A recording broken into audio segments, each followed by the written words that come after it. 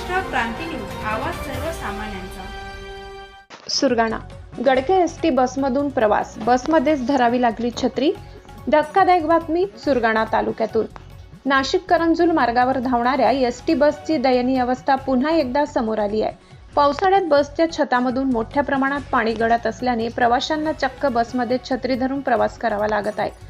बसच्या छताला अनेक ठिकाणी गळती लागल्याने आसनांवर पाणी साचत आहे, त्यामुळे प्रवाशांचे कपडे, पुस्तके आणि सामान पूर्णपणे भिजत आहे।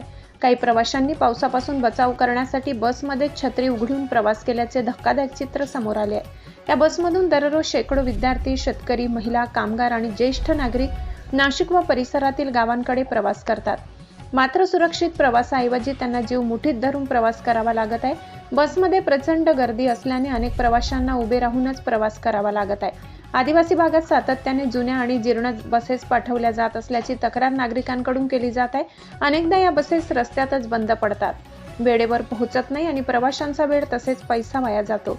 पावसाळ्यात ही समस्या आणखी गंभीर बनली असून गडक्या बसमुळे प्रवाशांच्या सुरक्षिततेचाही प्रश्न निर्माण झालाय।